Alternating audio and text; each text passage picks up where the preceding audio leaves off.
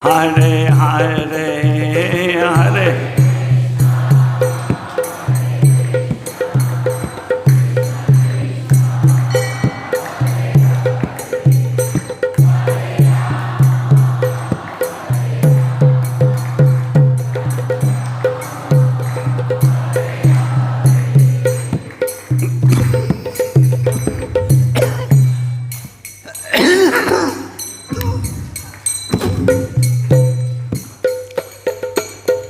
Govinda Jaya Jaya Gopala Jaya Jaya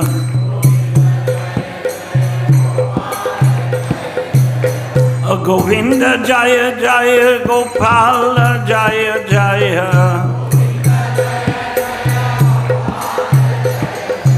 Govinda Jaya Jaya Gopala Jaya Jaya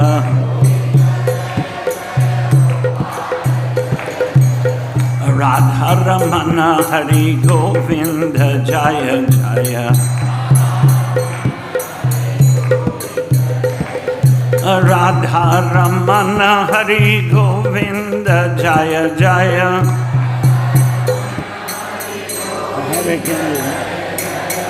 Radha Ramana Hari Govinda Jaya Jaya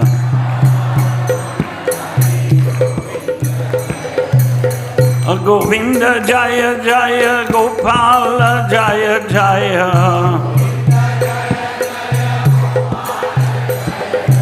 Govinda Jaya Jaya Gopala Jaya Jaya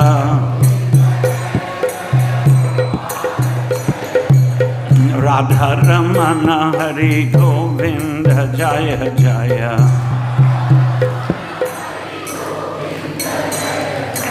और एक ही करताल है प्रभु और करताल नहीं है 4-5 करताल होने चाहिए हरि हराय नाम कृष्ण यादवाय नमः हरि हरि हराय नाम कृष्ण यादवाय नमः यादवाय माधवाय केशवाय नमः यादवाय माधवाय केशवाय नमः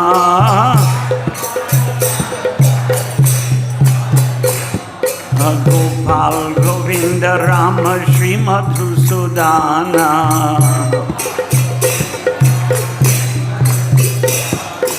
Gopal Govinda Rama Shri Madhusudana Jai Giridhari Gopinatha Madana Mohan Jai Jai Giridhari Gopinatha Madana Mohan Hare Krishna, Krishna Krishna, Hare Hare, Hare Rama, Rama Rama, Hare Hare, Hare.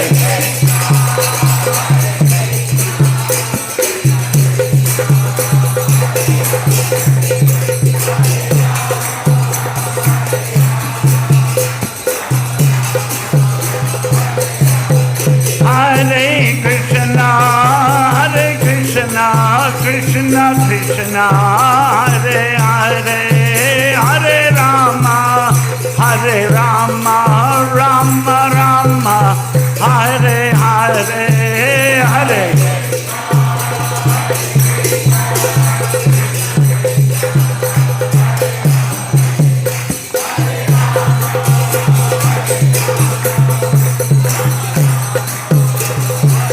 Nitai Gaur Hari Bol Hari Bol Hari Bol Hari Bol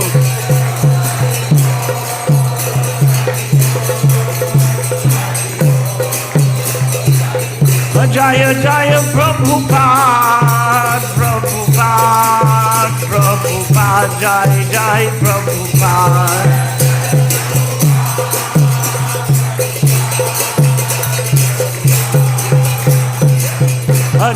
जय गुरुदेव गुरुदेव गुरुदेव गुरुदेव।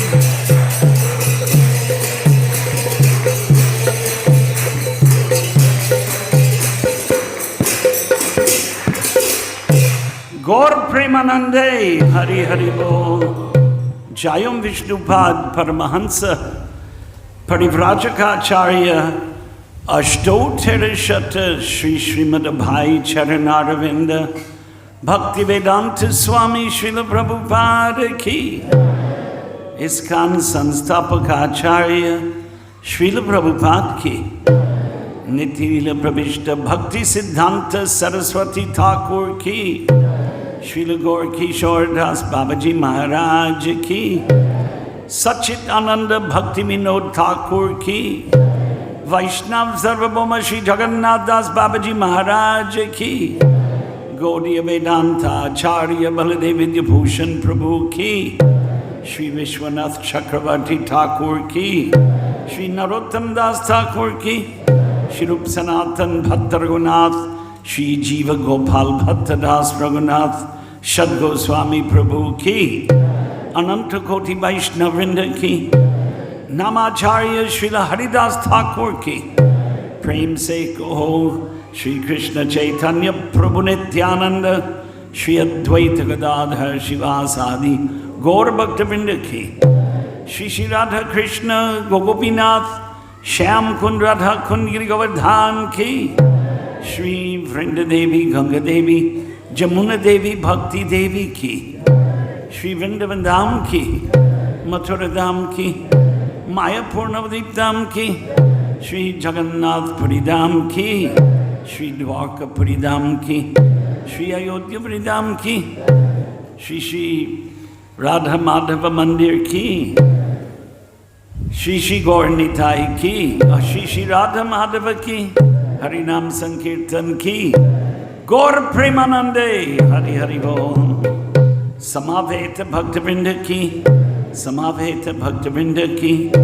समावेत भक्तवृंद की। श्रील प्रभुपाद की। हरे कृष्ण। नमः ओम विष्णुपादाय कृष्ण प्रेष्ठाय भूतले। हे मेरे पास श्रीमते भक्ति वेदांत स्वामिनीति नामने। नमस्ते सरस्वती देवे गौरवाणी प्रचारणे निर्विशेष शून्यवादी पाश्चात्य देश तारणे। ओम नम Hare Krishna. What is the आज what should we talk about? Prabhupada कथा की गीता? अच्छा। तच्छन्योरावृणीमहे गातुं यज्ञाय गातुं यज्ञपतये दैवी स्वस्तिरस्तु नः स्वस्तिर्मानुषेभ्यः ऊर्ध्वं जिगातु भेषजं शन्नो अस्तु द्विपदे शं चतुष्पदे। ओम शांति शांति शांति। हरि ओम। शं नो मित्रः शं वरुणः शं नो भवद्वर्यमा शं नो इंद्रो बृहस्पतिः शं नो विष्णुरुक्रमः। नमो ब्रह्मणे नमस्ते वायो त्वमेव प्रत्यक्षं ब्रह्मासि त्वमेव प्रत्यक्षं ब्रह्म वदिष्यामि ऋतं वदिष्यामि सत्यं वदिष्यामि तन्मामवतु तन्वक्तारम् अवतु अवतु माम् अवतु वक्तारम्। ओम शांति शांति शांति। हरि ओम। ओम पूर्णमद पूर्णमिदं पूर्णात् पूर्णमुदच्यते पूर्णस्य पूर्णमादाय पूर्णमेवावशिष्यते। नमो ब्रह्मण्य देवाय गो ब्राह्मण हिताय च जगत हिताय कृष्णाय गोविंदाय नमो नमः। नमो महावदान्याय कृष्ण प्रेम प्रदायते कृष्णाय कृष्ण चैतन्य नाम्ने गौरत्विषे नमः। वाञ्छाकल्पतरुभ्यश्च कृपा सिन्धुभ्य एव च पतितानां पावनेभ्यो वैष्णवेभ्यो नमो नमः। जय श्री कृष्ण चैतन्य प्रभु नित्यानंद श्री अद्वैत गदाधर श्रीवासादि गौर भक्त वृंद। हरे कृष्ण कृष्ण कृष्ण हरे हरे, हरे राम राम राम हरे हरे। तो आज प्रभुपाद महाराज और मेरा याद है, प्रभुपाद का याद। मेरा कहानी ऐसे है कि मैंने ये संस्था अभी 50 साल पूरा हो गया। संस्था का प्रवेश विदेश में हुआ और 1 साल तक वहाँ सेवा की। अब प्रभुपाद जी महाराज का दर्शन नहीं हुआ और उसी काल में प्रभुपाद महाराज हरि नाम दीक्षा और ब्राह्मण दीक्षा भी तपाल के द्वारा, उसी काल में व्हाट्सएप नहीं था, अंतर्जाल अगर था तो मिलिट्री के पास था, सामान्य लोगों का प्रयोग बहुत वर्षों के बाद हुआ। तो 1 साल सेवा किया विदेश में और आया मैं बॉम्बे 1974 फरवरी महीना। दूसरे दिन प्रभुपाद आया वृंदावन से। तो उसी काल में बहुत सरल रूप में भक्त लोग रह रहे थे। एक मैं आपको कैसे झुपड़ी जैसे बनाया, झुपड़ी में भी बहुत सारे बड़ी बड़ी चूहे भी घूमते थे। प्रसाद का परिस्थिति भी दीन था, सब बीमार था, प्रसाद का स्वाद भी ठीक नहीं था। प्रभुपाद महाराज का शाम को प्रवचन होते थे। राधा रास बिहारी मंदिर मालूम नहीं आप लोग कितना देखा होगा,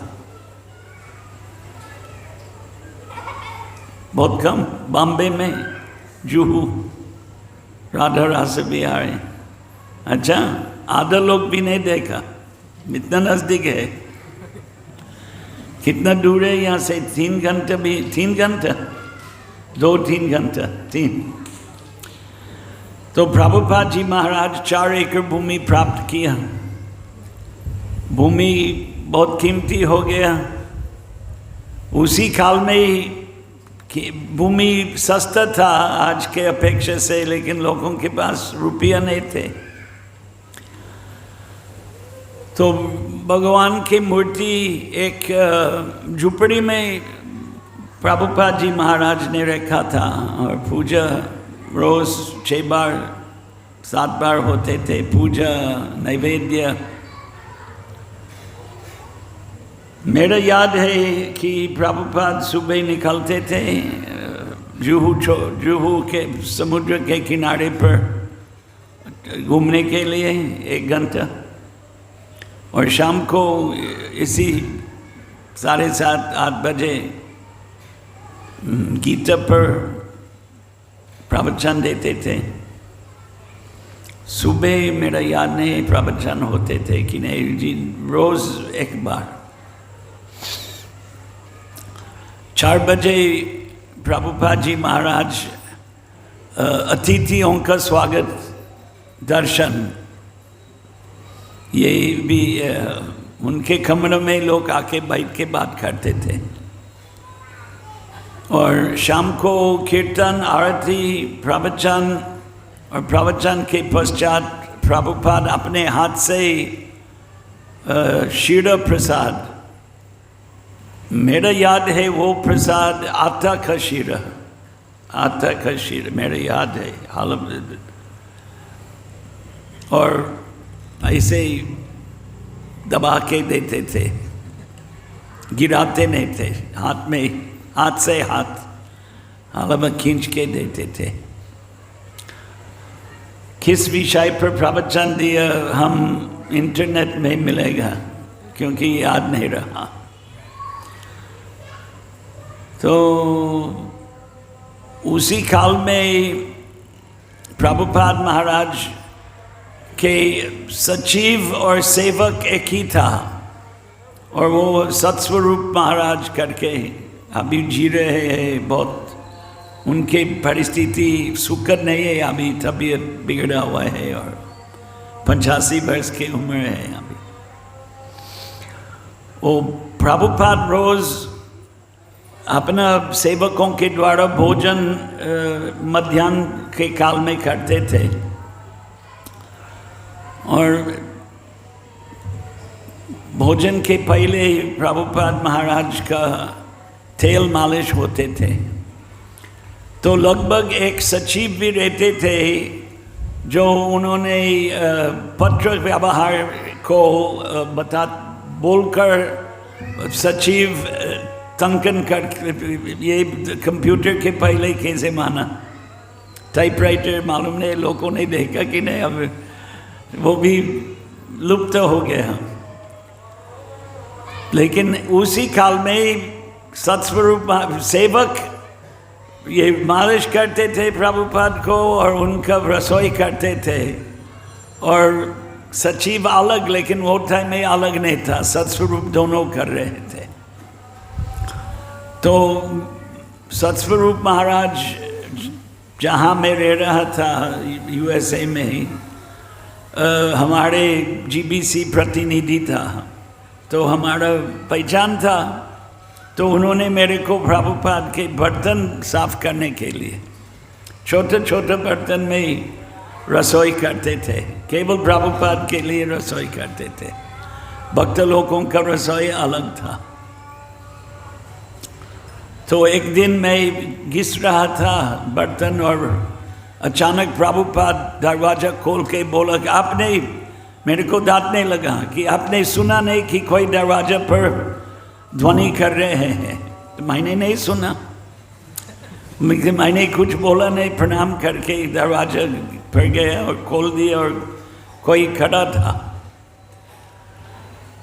तो ये एक घटना है। फिर हम लोग बॉम्बे से रेलगाड़ी में बैठ के मायापुर गया, कलकत्ता होके मायापुर। प्रभुपाद जी महाराज का कार्यक्रम भी थे। चैतन्य चरितामृत का आदि लीला भाग 2 कब प्रकाशन हुआ? भाग 1 बाकी था, भाग 2 का प्रकाशन भाग 1 के पहले से हुई। उस पर प्रवचन सुबह रोज चैतन्य चरितामृत पर होते थे। उसी काल में मायापुर, अब कितने लोग मायापुर गए यहाँ से? जुहू से ज़्यादा नहीं, ऐसे लगते हैं। तो मायापुर चैतन्य महाप्रभु के जन्म स्थान है पश्चिम बंगाल में, गंगा के किनारे।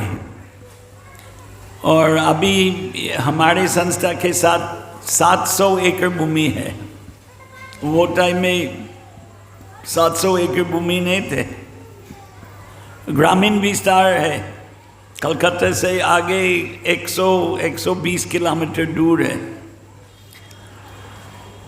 नदिया जिला चैतन्य महाप्रभु के सब लीला वहाँ हुई 500 साल पहले। चैतन्य चरितामृत, चैतन्य भागवत इत्यादि ग्रंथ है जो चैतन्य महाप्रभु का बाल लीला, गृहस्थ आश्रम, बाल लीला, फिर 24 वर्ष की उम्र में चैतन्य महाप्रभु संन्यास ग्रहण किया और नवद्वीप मायापुर छोड़ दिया और लौटने आया, पुरी में रहने लगा। 6 साल भ्रमण किया दक्षिण में। तो प्रभुपाद जी महाराज इस्कॉन संस्था का आध्यात्मिक मुख्य केंद्र बनाया। आध्यात्मिक प्रभुपाद यही कहते थे कि मेरा घर है वृंदावन और मेरा उपासना का स्थान मायापुर, पूज्य का स्थान, और मेरा कचेरी कार्यालय बॉम्बे। इन्होंने ये 3 योजना पर बल दिया, अंतर्राष्ट्रीय योजना बनाया। लेकिन वो टाइम में ये 49 से ज़्यादा साल पहले एक ही भवन था जो आजकल कमल भवन के नाम पर प्रसिद्ध है। वहाँ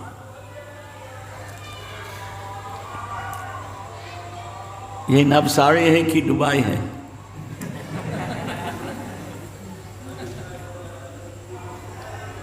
हरे कृष्ण। दुबई के याद आ रहे हैं।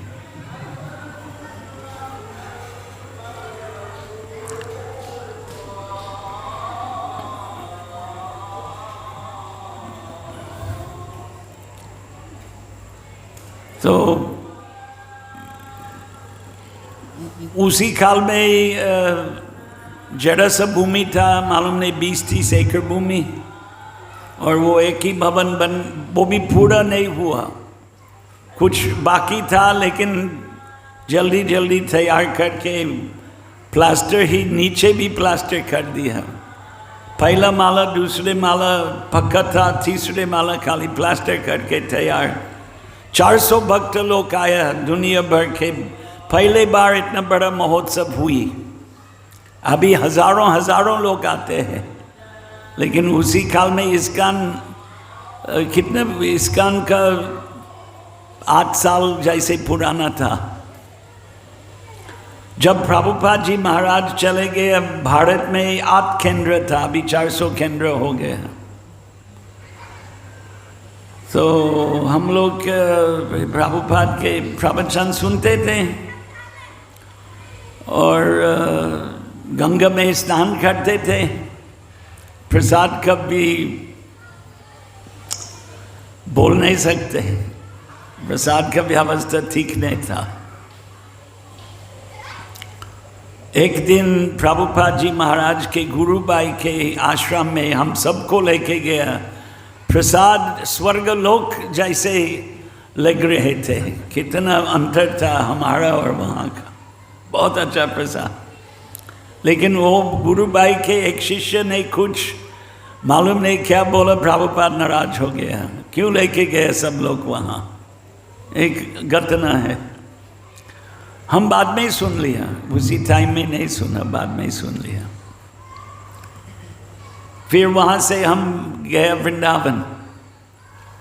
प्रभुपाद जी महाराज, कृष्ण बलराम मंदिर पूरा नहीं हुआ, निर्माण हो। आपने कितने लोग वृंदावन देखा? कृष्ण बलराम बॉम्बे से ज़्यादा। क्यों नहीं? वृंदावन तो कृष्ण भगवान का स्थान है। तो हम लोग ये फोगला आश्रम आपने देखा होगा, गीता प्रेस का है, हम वहाँ रह रहे थे। इस्कॉन का कोई अभी भी इस्कॉन में कम रकम है इतना 50 साल होने आ गया। मायापुर में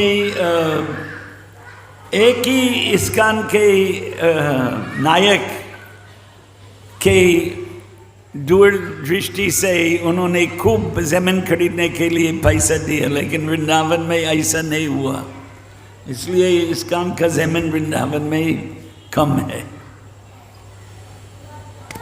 हो तो गया, क्या करें।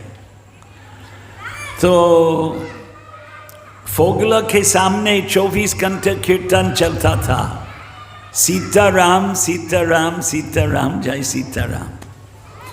तो प्रभुपाद अपने प्रवचन में बोला कि आप वृंदावन आए, आप राधा कृष्ण समझने का प्रयत्न करो। सीताराम सीताराम तो अयोध्या में होना चाहिए, वृंदावन में राधा कृष्ण। षड गोस्वामियों के मुख्य मंदिर वृंदावन में है और वो सब राधा कृष्ण मंदिर है। राधा दामोदर में प्रभुपाद रहते थे, आपने सुना होगा कि नहीं? राधा कोई सुना है, कोई नहीं सुना। और 6 गोस्वामियों के मुख्य मंदिर मदन मोहन मंदिर रहा, मूर्ति राजस्थान में है। राधा गोविंद आधा मंदिर रहा, आधा मुसलमानों का राज के काल में नष्ट कर दिया, मूर्ति जयपुर में। राधा गोविंद, राधा मदन मोहन, राधा दामोदर प्रभुपाद के 2 कमरा था, वहाँ के मूल मूर्ति भी जयपुर में। मुगल के राज के काल में उनके आक्रमण हुई और काफ़ी वृंदावन से मूर्तियाँ राजपूत ने ले लिया राजस्थान में सुरक्षा के लिए। लेकिन एक मूर्ति रहा वहाँ, राधा रमन। राधा रमन मूल मूर्ति अभी भी उन्हीं के मंदिर में दृष्टिगोचर है, पर राधा रमन अकेला है, राधा के साथ नहीं है। राधा रमन, राधा श्याम सुंदर, राधा गोपीनाथ, और क्या है, राधा मदन गोकुलानंद, वो भी राजस्थान में है। तो हम लोग ये सब परिक्रमा किया, सब मंदिरों का दर्शन किया, प्रभुपाद के प्रवचन सुनते थे। उसी बीच में अच्छा, बॉम्बे में अंग्रेज राज के काल में एक पद बनाया लोगों को सम्मान देने के लिए, और वो पद में कोई राजनीतिक शक्ति नहीं है, उसका नाम है शेरिफ ऑफ बॉम्बे। आपने भी सुना नहीं होगा, शेरिफ ऑफ बॉम्बे। उनके कोई राजनीतिक शक्ति नहीं है, केवल मान सम्मान किसी को शेरिफ। अंग्रेज राज के काल में शायद कुछ राजनीतिक शक्ति थे, लेकिन बाद में नहीं। तो प्रभुपाद का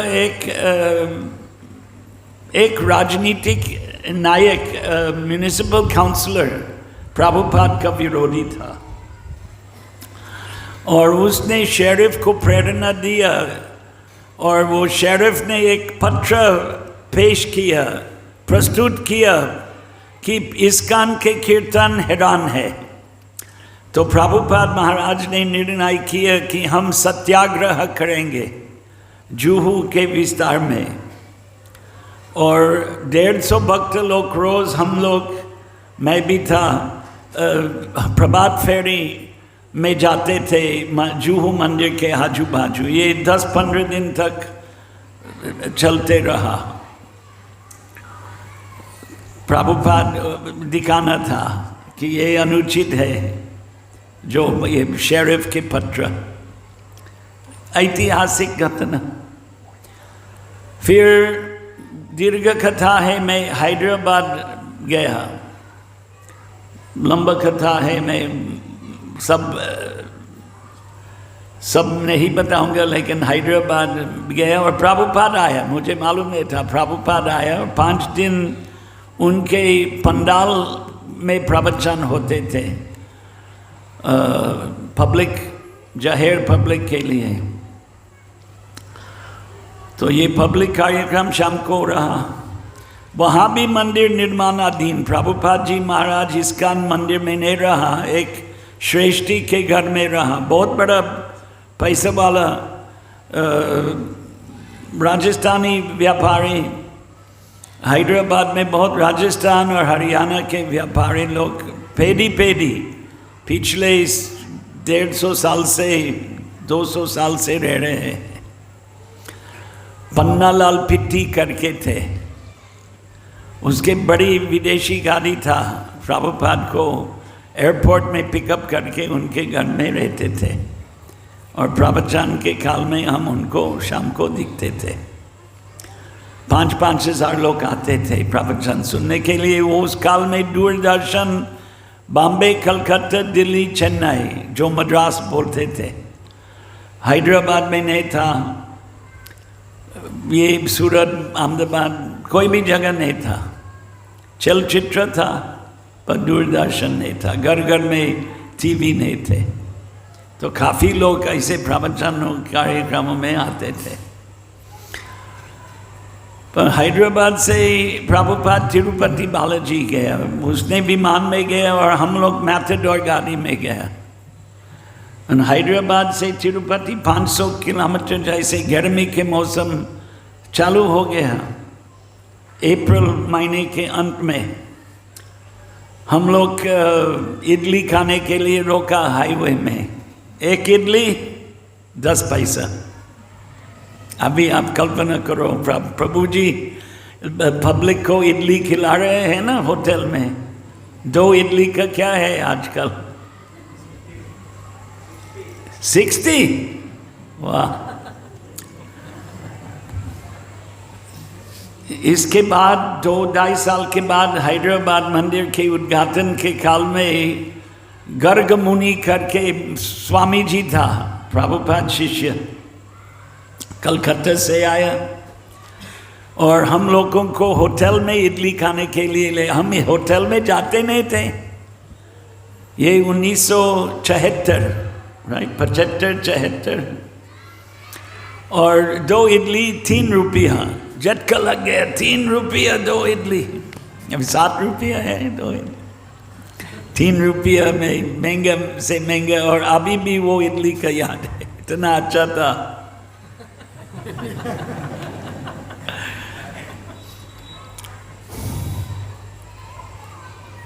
लोगों के घर में तो आंध्र प्रदेश में तो हर रोज के भोजन है ना, सुबह नाश्ता के लिए घर घर में इडली खाते हैं। जो तिरुपति बालाजी में ही इडली का भोजन नहीं था। भगवान को अलग अलग प्रकार के मसाला चावल, एक प्रकार नहीं, 10 प्रकार, 15 प्रकार, याद नहीं आ रहे हैं प्रभुपाद के लिए कितना लाते थे। और 3 दिन रहा हम प्रभुपाद के साथ। हम बालाजी का दर्शन के लिए गया। प्रभुपाद जी महाराज साष्टांग दंडवत किया। रामानुज संप्रदाय में भगवान के सामने साष्टांग दंडवत नहीं करते हैं, आप मालूम नहीं। रामानुज संप्रदाय यहाँ कम है, दक्षिण में ज़्यादा है, गुजरात में है, उसके अनुयायी कम है। लेकिन मंदिर के बाहर एक ध्वज स्तंभ रहते हैं तो वहाँ प्रणाम करते हैं। लेकिन प्रभुपाद जी महाराज हमारा गौड़ीय संप्रदाय का भगवान के सामने साष्टांग दंडवत लेट के, उठ के प्रभुपाद जी लेटने के समय प्रभुपाद ने गोविंदम आदि पुरुषम तमहम भजामि अपने टेप में ही, भक्त लोग ने, इस्कॉन के खास भक्त लोग ने सुना है। फिर उठ के कहा कि बालाजी का अर्थ है बालकृष्ण। बस इतना छोटा सा भक्त मंडल था, दर्शन का पंक्ति बंद करके हमको भेजते थे। तिरुपति मंदिर का जो संचालन मंडल TTD, तिरुमला तिरुपति देवस्थानम, एंडाउमेंट विभाग, एंडाउमेंट क्या बोलते हैं, धन धान्य विभाग, सरकार का विभाग। तो मंत्री एक राजा का वंशज था, सागी सूर्य नारायण राजू। वो आया प्रभुपाद का स्वागत करने के लिए, इसलिए बहुत भव्य स्वागत मिला। प्रभुपाद तिरुपति तिरुमला में रहा हम, ऊपर पहाड़ में 3 दिन। प्रभुपाद का प्रवचन, ऐसे प्रवचन भी थे। और हम चलचित्र दिखाया लोगों को, हरे कृष्ण वालों की। आपने मालूम नहीं देखा कि नहीं, तो बहुत पुरातन इस्कॉन भक्तों के बारे में एक यदुबारा प्रभु करके है, प्रभुपाद शिष्य बनाया, वो भी पब्लिक को दिखाया।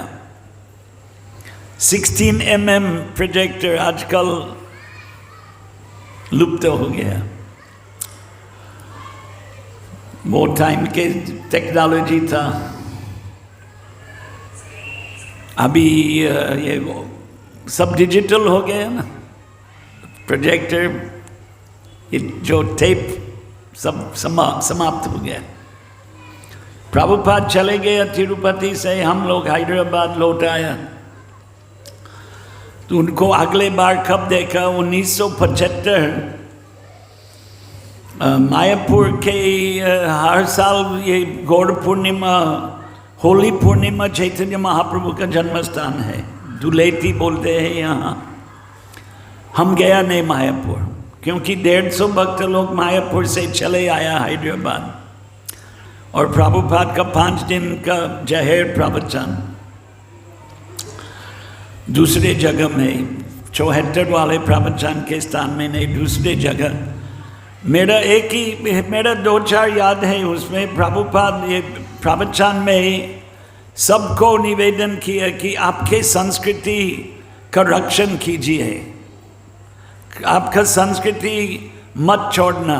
प्रार्थना किया, लोगों को आदेश नहीं दिया, कृपा करके आपका संस्कृति नहीं छोड़ना, ऐसे प्रार्थना किया। लेकिन अभी आप लोग कुछ न कुछ बचे हुए हैं, कुछ न कुछ। संस्कृति का अर्थ क्या है? वेशभूषा, भोजन पद्धति, दिनाचर्या, उपासना पद्धति, ये सब चीज प्रभुपाद हिंदू संस्कृति, हिंदू शब्द का प्रयोग कम करते तो थे, लेकिन वैदिक संस्कृति बोलते थे। तो आपका संस्कृति मत छोड़ो। तो ये कितना साल पहले? 48 साल होने आ गए, हो गया 48। लेकिन परिवर्तन भी हो गया, और साथ साथ में प्राचीन संस्कृति का रक्षण भी किया लोग। अभी भी हजारों लोग मंदिर जाते हैं। बालाजी, वो टाइम में जब हम प्रभुपाद जी महाराज के साथ बालाजी गए, आश्चर्यचकित होते थे। हम हर रोज 3-4 लाख रुपये दान पेटी में लोग दान करते हैं, और आजकल 3-4 करोड़ रुपये हर रोज दान पेटी में डालते। इतने लोग जाते हैं तिरुपति बालाजी, और तिरुपति बालाजी के लिए मुकुट बनाते हैं ना, जो 10-10, 20-20, 40-40 करोड़ रुपये के मुकुट, हीरा इत्यादि कीमती मनी से बनाते हैं। हैदराबाद में यही हुआ। और नगर संकीर्तन मेरा, या प्रभुपाद नहीं आते थे, लेकिन 150 भक्त लोग हैदराबाद के बीच में। अभी हैदराबाद का बड़े परिवर्तन हो गया, जैसे सूरत इतना बड़ा हो गया, कोई कल्पना नहीं कर सकते थे। मैं भी सूरत 3 साल रहा, ये भी 40 साल पहले, 40 से ज़्यादा, 80, 81, 83, 84, कितना विस्फोट हो गया। उसी तरह हैदराबाद का बड़ा विस्फोट हो गया।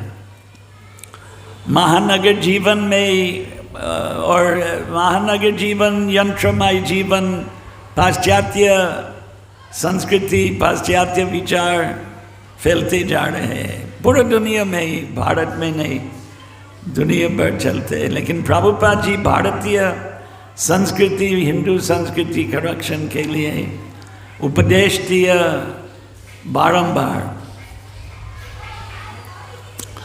और हैदराबाद में 5 दिन के कार्यक्रम के पश्चात हम लोग उन्हीं के, वो चले गए विमान में, और हम रेलगाड़ी में गए वृंदावन।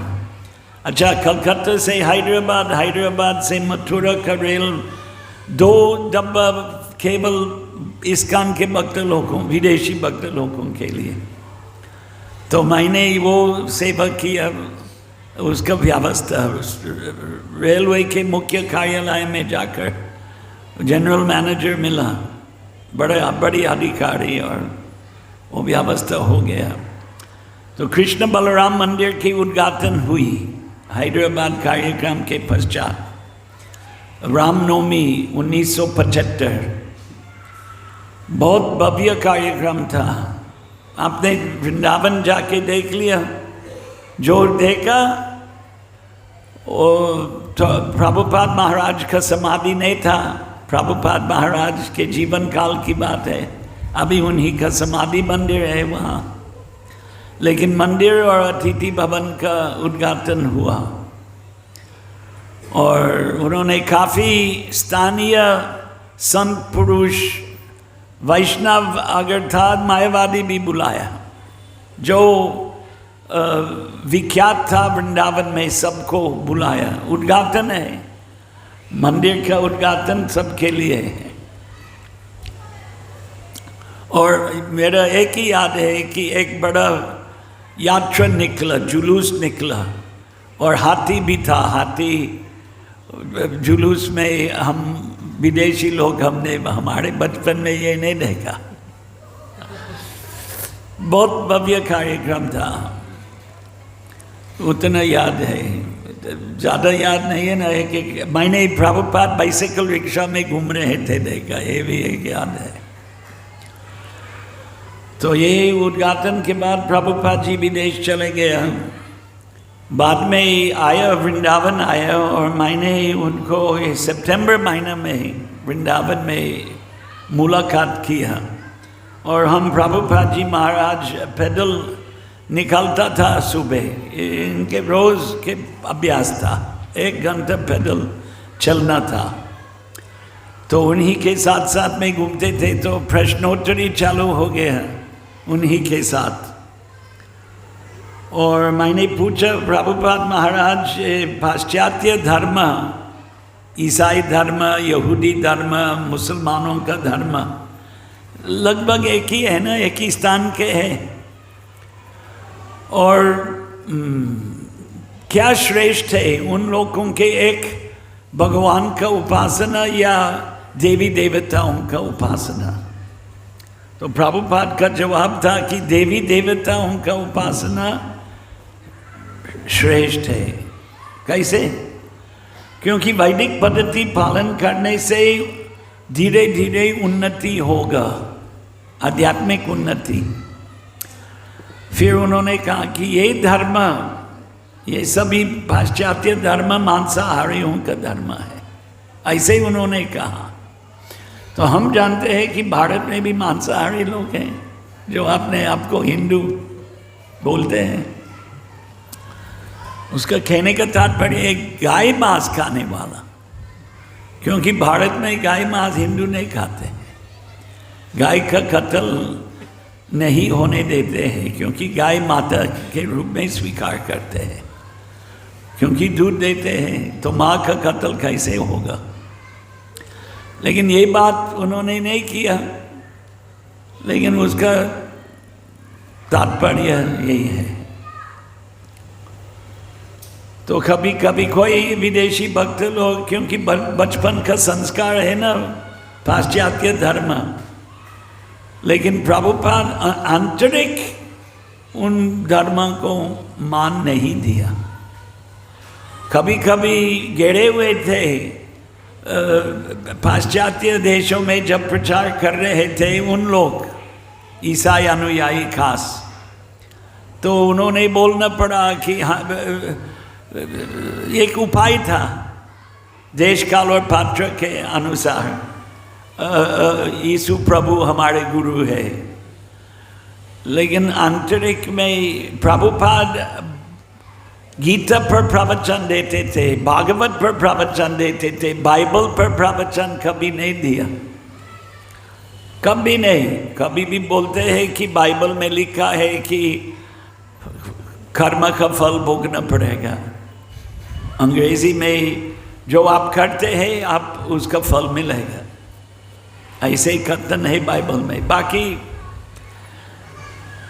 प्रभुपाद वैदिक संस्कृति का प्रचारक था और उनका इच्छा था कि वैदिक संस्कृति फैल जाएगा, और इन्हीं के पुस्तकों में खोल दो वैदिक संस्कृति, वैदिक संस्कृति, वैदिक संस्कृति। उनके तात्पर्यों में यही संदेश है, उनके प्रवचनों में भी। तो यही विचार का याद रखना चाहिए। और भी है 1974 मायापुर में हम लोग गए थे, ये गौड़ पूर्णिमा, होली पूर्णिमा के महोत्सव, और ज़्यादा लोग आया विदेश से, भक्त लोग। और उसी बीच में ये लंबे भवन, जो बहुत लंबा भवन है, चक्र भवन मायापुर में, उसका निर्माण हो गया इतना जल्दी। हम आश्चर्यचकित हो गए कि 1 साल 1.5 साल के अंदर इतना बड़ी भवन का निर्माण हुआ। और दीवार में भी कमरा था, हम लोग कभी कभी वो कमरा में रहना पड़ते थे। ये चक्र, इतने भक्त लोग आए कि जगह नहीं थे। उसी महोत्सव में प्रभुपाद 6 शिष्य विदेशी भक्त लोगों को संन्यास दिया। वो बहुत बड़ा महोत्सव था उसी दिन में, संन्यास दीक्षा। और प्रभुपाद के प्रवचन होते थे रोज, और उन्हीं के कमरे में लोगों को मिलते थे। तो हम उसमें जाके बैठ जाता था दोपहर के बाद, 4 बजे के बाद, 4 से 6 बजे बैठ के लोगों को मिलते थे। और लगभग खुले हुए छूट, लगभग 10, 15, 20 शिष्य बैठ जाता था। एक दिन कोई प्रभुपाद के साथ वाद विवाद कर रहा था, तो मैं अचानक बोलने लगा उनको कि आपको अगर प्रभुपाद से सीखना है तो नम्र भावना रखना है, और उनको चुनौती भावना नहीं रखना। तो प्रभुपाद कुछ नहीं बोला, मेरे को आता नहीं, तो मैंने सोचा कि मैंने ठीक बोला, उन्हीं के सामने बोला। फिर प्रभुपाद बोलने लगा, उनको समझा रहा था सिद्धांत के बारे में। किस सिद्धांत के बारे में अब याद नहीं रहा, लेकिन प्रभुपाद के बातचीत सैद्धांतिक दर्शन, गीता का सिद्धांत, श्रीमद् भागवत का सिद्धांत, भक्ति का सिद्धांत, उसके विषय में बोलते रहते थे। भक्ति के विषय में, परम सत्य के विषय में, ईश्वर के विषय में उनके चर्चा होते रहते थे। हम लोग इतना भक्ति भावित नहीं है, ऐसे लगते हैं कि 24 घंटा कुछ सामान्य बात भी करते थे। आप कैसे हैं, वो भी 2 मिनट के लिए पूछते थे, आप ठीक है।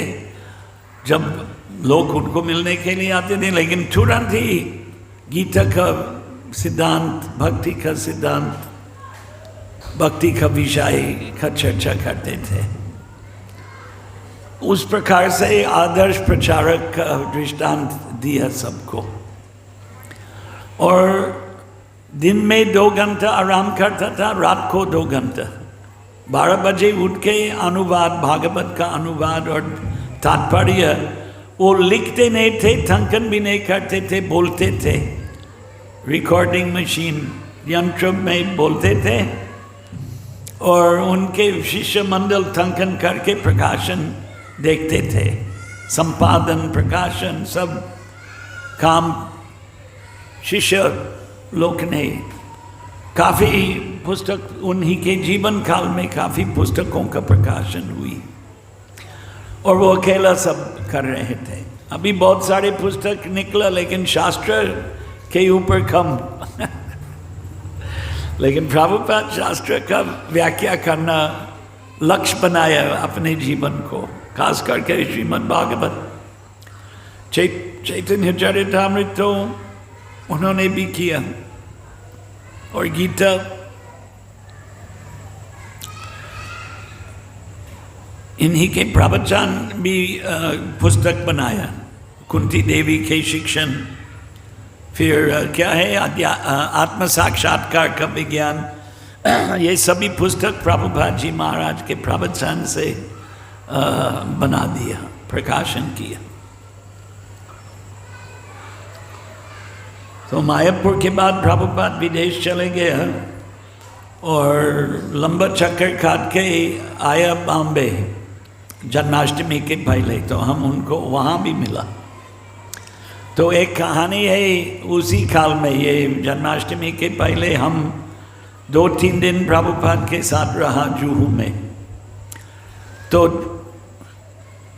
उन्होंने निमंत्रण दिया भोजन के लिए अशोक बिरला की माता जी गोपी कुमारी बिरला। अशोक बिरला 33 साल पहले ही मारा गया, विमान का दुर्घटना हुआ बेंगलोर में। उनका लड़का बॉम्बे में है। तो उनकी माता आया और उनकी एक और सेठ जिनकी पत्नी बिरला की बेटी थी, तो वो आया। और सोमैया विद्या विहार, वो गुजराती है, सोमैया ये लोहाना समाज के लोग हैं। बॉम्बे में बड़ा विस्तार है सोमैया विद्या विहार, विश्वविद्यालय जैसे बनाया। KJ सोमैया बहुत वयोवृद्ध था। तो ये 3 जन आया प्रसाद लेने के लिए, और प्रभुपाद जी महाराज उनको उनके साथ चर्चा किया और फिर प्रसाद खिलाया। तो बहुत लंबा कथा है, लेकिन मैंने एक ब्रीफ केस में सिनेमा प्रोजेक्टर लाया। अभी वो चीज़ समाप्त हो गया, जैसे ही कंप्यूटर खोल के दिखा सकते हैं या आईपैड, टैबलेट बोलते हैं। तो वो टाइम में एक कैसेट बनाया और 8mm मूवी कैसेट में था। तो मैंने प्रभुपाद से पूछा कि ये लोगों को ये मूवी दिखाना है, आध्यात्मिक उसका नाम था आध्यात्मिक दुनिया, ऐसे अनुवाद कर सकते, स्पिरिचुअल फ्रंटियर। तो प्रभुपाद हाँ बोला। तो मैं लाया और 40 मिनट का है चलचित्र, अभी YouTube में दिखाई दे रहे हैं अभी भी। स्पिरिचुअल फ्रंटियर, आप YouTube में जाओ, स्पिरिचुअल फ्रंटियर, न्यू वृंदावन के बारे में यदुबारा प्रभु प्रभुपाद का शिष्य उसने बनाया 40 मिनट के चलचित्र। प्रभुपाद बैठा था, वो लोग भी बैठा था। फिर भोजन के लिए ये लोग सब बड़ी बड़ी करोड़ों के करोड़पति लोग नीचे बैठ के प्रसाद लिया। ये क्षमा करे, हिंदू संस्कृति यही है कि नीचे बैठ के प्रसाद लेना। आजकल हम भी कभी कभी टेबल में बैठते हैं, अभी घर घर में टेबल लगाते हैं, ऊपर बैठ के खाते हैं, और चम्मच और ये फोर्क और चाकू से पाश्चात्य अनुकरण होते। मैं हाथ से खाते थे पहले। और प्रभुपाद ऐसे ही, उसकी उम्र तो 80 साल के थे, 80 के ऊपर थे, नहीं 80 के, हाँ 80 पूरा होने आ गया। और वो ऐसे ही खड़ा था, बैठा था और अपने शिष्य को दीजिए ये दो, इनको दो, मार्गदर्शन कैसे परोसना है बता रहे थे। आश्चर्य फोटोज नहीं है, सबके हाथ में आजकल सबके हाथ में कैमरा आ गया टेलीफोन में, वो टाइम में नहीं था, लेकिन देखने लायक सीन थे। इस प्रकार से उन्होंने हम लोगों को सिखाया अतिथि स्वागत कैसे करना है। भले दुनिया भर के संस्था के आचार्य, लेकिन ऐसे महिमापूर्ण लोगों का कैसे स्वागत किया, अद्भुत है। मैं प्रभु जी को बोल रहा था कि आप 1-2 अरबोपति चाहिए मंदिर बनाने के लिए। ऐसे होते हैं ना मंदिर, पहले राजा लोग मंदिर बनाते थे।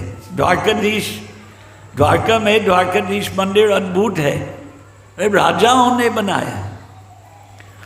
और दक्षिण में ज़्यादा बड़ी बड़ी मंदिर है। तिरुपति बालाजी एक्चुअली एक दृष्टि से छोटा मंदिर है, लेकिन तमिलनाडु प्रदेश में कितने बड़ी बड़ी पत्थर के मंदिर है।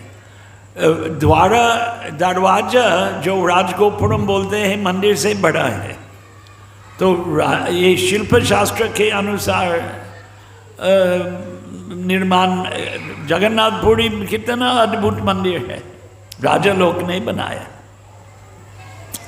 अभी ये संस्था धर्म प्रचार भारत में बड़ी बड़ी मंदिर बनाया। मायापुर तो सबसे बड़ा है, 1000 करोड़ रुपये का मंदिर, लेकिन यहाँ भी इसी स्थान में बड़ा मंदिर बनाना है तो कोई पैसा वाला को खींचना है। आशा है कि हो जाएगा। अहमदाबाद में आपने मालूम नहीं देखा राधा गोविंद मंदिर, अच्छा मंदिर बनाया, बड़ा मंदिर बनाया। उसी तरह यहाँ भी अब सूरत में राधा दामोदर आप लोग देखा, सूरत इस्कॉन, अच्छा सभी लोग ने देखा नहीं? हरे कृष्ण। अहमदाबाद वहाँ ज़्यादा लोग ने, और बड़ौदा वहाँ भी पत्थर का मंदिर है। अभी वल्लभ विद्यानगर में 50 करोड़ रुपये का मंदिर बनने का योजना बनाया। 25 करोड़ का वचन है हाथ में, वचन रोकड़ा नहीं, वचन। और बड़ी बड़ी मंदिर जगह जगह में, दिल्ली में प्रभु जी जो बैठा है यहाँ रोहिणी करके है, कितना 100 करोड़ रुपये का योजना है। हाँ 80 करोड़ का योजना। कुरुक्षेत्र में 40 करोड़ खर्चा हो गया, 40 बाकी है। और दिल्ली द्वारका कॉलोनी, वो लोग द्वारका कॉलोनी नहीं बोलते, द्वारका ही बोलते हैं, इसलिए भ्रम आ जाते कभी कभी कि द्वारका दिल्ली में है कि गुजरात में। वहाँ भी कितना 40 करोड़ जैसे योजना है, बड़ा मंदिर बनने वाले हैं। और अलग अलग जगह में अलग अलग कार्यक्रम, सब स्थानीय, यही संस्था का स्थानीय योजना है।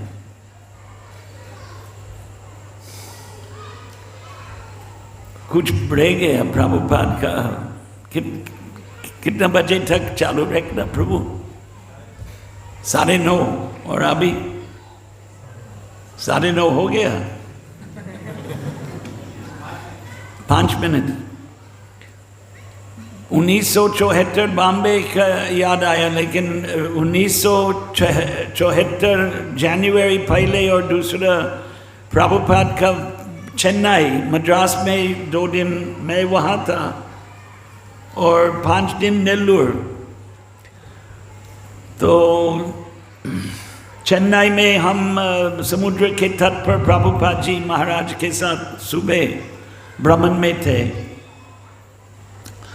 और वहाँ एक मंदिर के 2 अध्यक्ष था, तो दोनों में से एक ने कहा कि प्रभुपाद आपके गुरुभाई के शिष्य यहाँ है, और उन्होंने कहा कि अगर चैतन्य महाप्रभु की इच्छा था विदेश जाने के लिए तो वहाँ जाता था। वो नहीं गया चैतन्य महाप्रभु विदेश।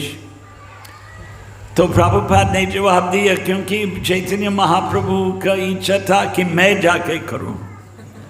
ऐसे जवाब, ऐसे बोला प्रभुपाद। अच्छा, फिर मैं एक दिन पहले नेल्लूर गया और फिर प्रभुपाद जी महाराज रेलगाड़ी, नेल्लूर चेन्नई से 3 घंटे का रास्ता है, 107 किलोमीटर। तो रेलवे स्थानक में 2000 लोग प्रभुपाद का स्वागत के लिए इकट्ठा था। बड़ा भव्य दृष्टि था। नगरपति और ब्राह्मण वेद मंत्र का उच्चारण और पूर्ण कुंभ पकड़ के स्वागत का विधि है, प्राचीन विधि। और कन्या जो नारियल सिर पर रखते हैं, और नादेस्वरम लंबी शहनाई जो दक्षिण में एक एक मंदिर में बजाते हैं।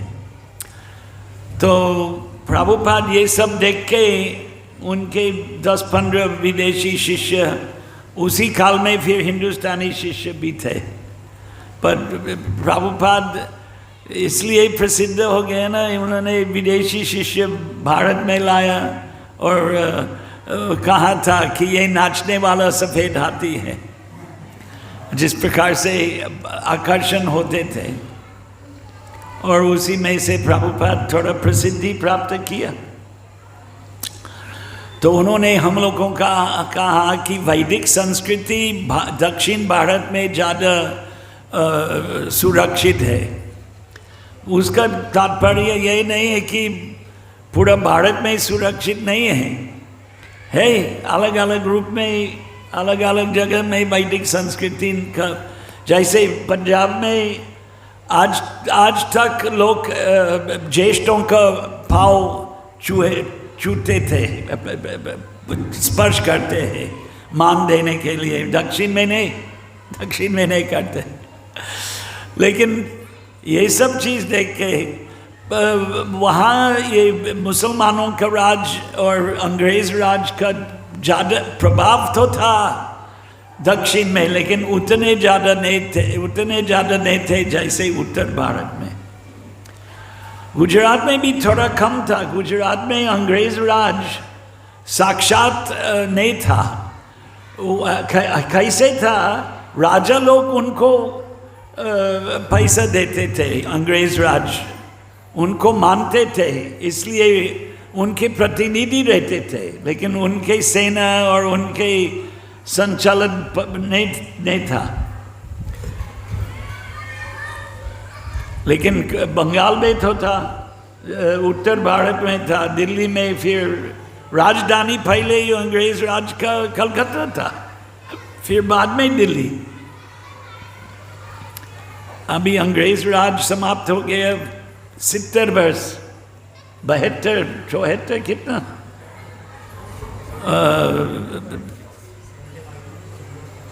75 हो गया ना। लेकिन अंग्रेज राज समाप्त होने के उपरांत पाश्चात्यकरण जोरदार चलते हैं। पाश्चात्य शैक्षणिक, पाश्चात्य वेशभूषा, बहुत सारे दृष्टि में ये गाड़ी में घूमते हैं, स्कूटर, मोटरसाइकिल, ये वो। कहाँ था? हम लोग वृंदावन जाते थे, तांगा घोड़ा गाड़ी में बैठ के मथुरा स्टेशन से। अच्छा, मथुरा रेलगाड़ी भी अंग्रेज़ों ने चालू किया। अंग्रेज राज के पहले रेलगाड़ी नहीं थे, लेकिन हम वृंदावन जाते थे, मथुरा उतर कर घोड़ा गाड़ी में बैठ के वृंदावन जाते थे। समाप्त हो गया।